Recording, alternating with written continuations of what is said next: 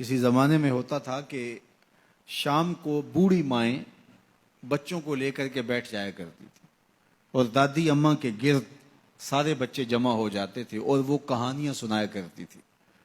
ان کہانیوں میں صحابہ کی عظمت کی کہانیاں تھیں، اہل بیت کے تذکرے ہوتے، اپنے اسلاف کے قصے ہوتے، کہانی کے روپ کے اندر وہ دین گھول کے بچوں کو پلایا کرتی تھی اور بچوں کو اس کا چسکا، اس کا نشہ ایسا تھا کہ وہ روز شام کو دادی اماں کے بستر میں گھس جاتے اور دادی اماں ان کو دین کا سبق دیتی، اپنی روایات پڑھاتی، اخلاقیات سکھاتی، اور بچے اس درس گاہ سے پڑھ کے جب نکلتے تو پھر وہ دنیا کے جس کونے پہ بھی کھڑے ہوتے اس درس کو کبھی بھی بھولا نہیں کرتے تھے۔ جب سے دادی اماں کا بستر اجڑ گیا ہے، جب سے یہ کلچر دم توڑ گیا ہے اور بچوں کے اوپر اتنی کتابیں لاد دی گئی ہیں کہ انہیں فرصت ہی نہیں ملتی، اور جو باقی وقت بچتا ہے وہ ان کا سکرین کے آگے گزرنے لگا ہے، تو پھر دادی اماں کا بستر ویران ہوا اور بچوں نے وہاں سے جو سیکھنا ہے اس درس گاہ میں جس کے استاد فرنگی روحوں کے بے حس ڈھانچے ہیں، جو انہوں نے سکھانا ہے، تو پھر نتیجہ کیا ہوگا کہ بچہ جو فکر لے کر اور جو طرز زندگی لے کر اٹھے گا تو وہ کبھی بھی اس مزاج سے میل نہیں کھائے گی جو کہ ہمارے اسلاف کا طریقہ تھا، ہمارے اسلاف کا دیا ہوا مزاج تھا۔ آج ماڈرٹ اسلام کی بات کی جاتی ہے، جدیدیت کے قصیدے پڑھے جاتے ہیں اور جو اسلام کی روح سے ناآشنا لوگ ہیں وہ جھومنے لگتے ہیں، شاید یہ جدیدیت ہمارے لیے کوئی نجات دہندہ ہو، یہ ہمارے لیے کوئی پیغام شفا بن کے ہمارے اوپر نازل ہو رہی ہے۔ یہ جدیدیت، یہ اسلام کا مزاج نہیں ہے۔ اسلام وہی ہے جو 14 صدیاں قبل صفہ کے چبوترے پہ بیٹھ کے رسول اللہ نے صحابہ کو پڑھایا تھا۔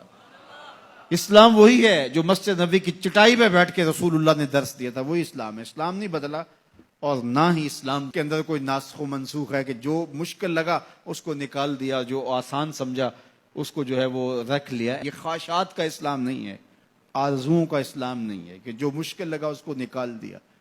رومی نے بھی ایک بڑے خوبصورت پیرائے میں اس کی نفی کی ہے۔ کسی زمانے میں وہ لوگ تصویریں چھپوایا کرتے تھے میلوں ٹھیلوں پر، اور تو وہ اس نے کہا کہ میرے یہاں شیر کی تصویر چھاپ لو، تو اس نے وہ مشین جس میں روشنائی ہوتی ہے اس کی جب پن جسم کے اندر ڈالی اور درد ہوا تو پوچھا کیا کرنے لگے ہو؟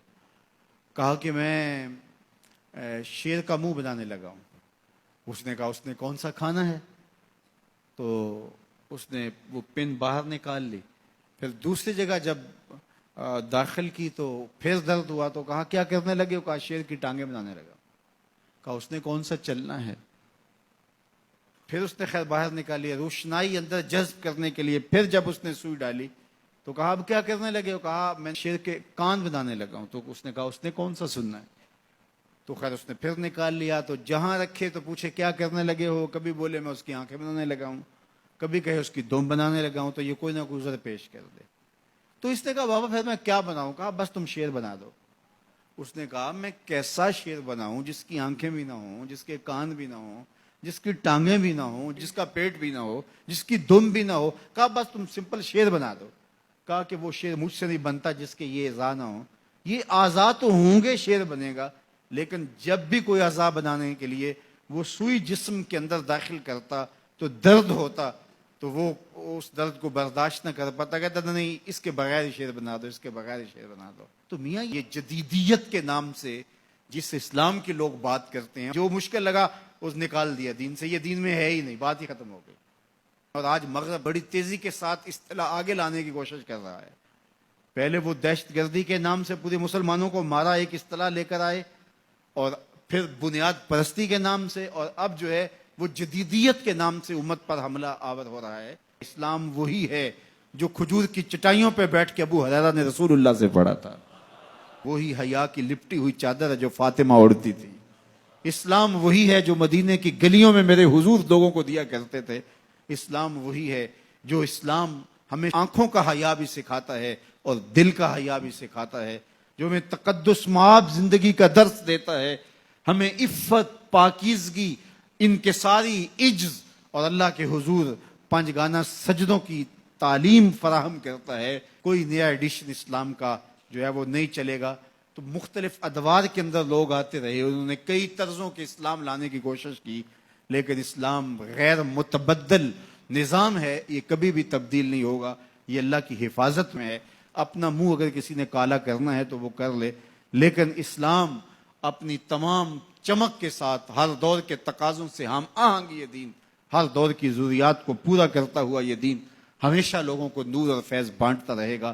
اور اس دین کا ابتدا سے لے کر کے قیامت کے آخری شخص تک ہر شخص کی ضروریات کی کفالت اسلام کرتا ہے, اور سارے ادوار کی ضروریات کو یہ پورا کرتا ہے.